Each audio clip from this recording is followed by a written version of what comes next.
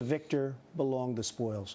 So when we go to Iraq, we spend $1.4 trillion so far, and thousands of lives are lost, right? And not to mention all the poor guys and gals with one arm and no arm and all the problems, Absolutely. Right? And we're going to leave. And 15 minutes after we leave, Iran is going to go into Iraq. And what do you do to Iran if that happens, if you're president? Nobody's going to have enough heart to want to go back. No, but you're going to be president. Stay. You're going to be in the office. Iran comes in, tries to take the oil. What do? You stay and you keep the oil. If Iran is going to take over the oil, we stay and we keep the oil. All right, but if they're out of there, which they will be, in 12 they're going to be out of there. So say you win the presidency. We shouldn't be out of there. What we should do is take over the oil. Obama's going to pull them. There's going to be about 20,000 left. As sure as you're sitting there, Iran, 2 minutes after we leave, Iran is going to come in and take over the oil. But what do you do about it? You stay and protect the oil, and you take the oil, and you take whatever's necessary for them, and you take what's necessary for us, and we pay ourselves back $1.5 trillion or more. We take care of Britain, you take care of other countries that helped us, and we don't be so stupid. You know, we're the only country, if you look at wars over the years, and I study wars, okay, my whole life is a war. You look at wars over the years, a country goes in, they conquer, and they stay. We go in, we conquer, and then we leave, and we hand it to people that we don't even know.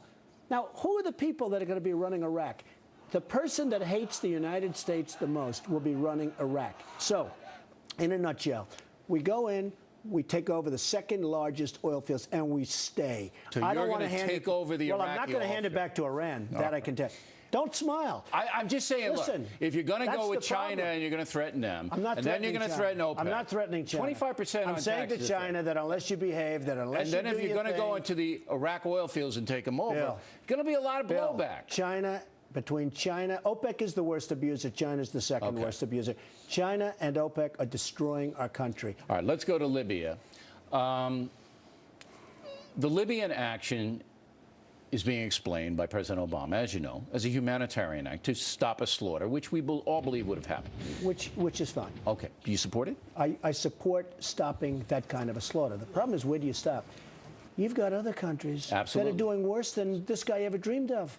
You know the amazing thing about Libya of all?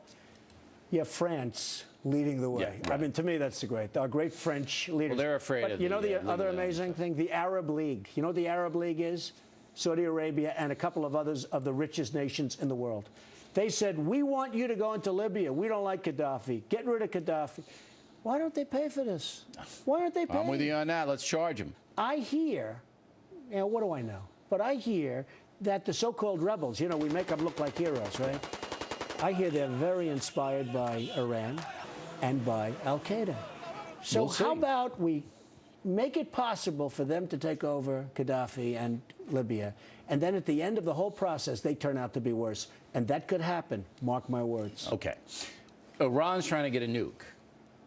You going to stop them if you're president? I wouldn't let them have a nuke. No, how'd you stop it? I would do what I had to do. Which is? They will not have a nuke. What do you mean, level them? I will stop. They will not have a nuke. Look, our weak president that kisses everybody's ass is in more wars than I've ever seen. Okay. Now he's in Libya. He's in Afghanistan. He's in Iraq. Nobody respects us, and nobody respects our leadership. Okay, no nuke for Iran. I mean, why? Can I do worse? You're talking about me like I'm a warmonger. I'm not talking. I'm just asking the question. This guy got the Nobel Peace Prize, and every time I look, he's going into another country. All right. Look, this is fascinating to me. I hope you're finding it fascinating. I think Donald Trump is a force in this country.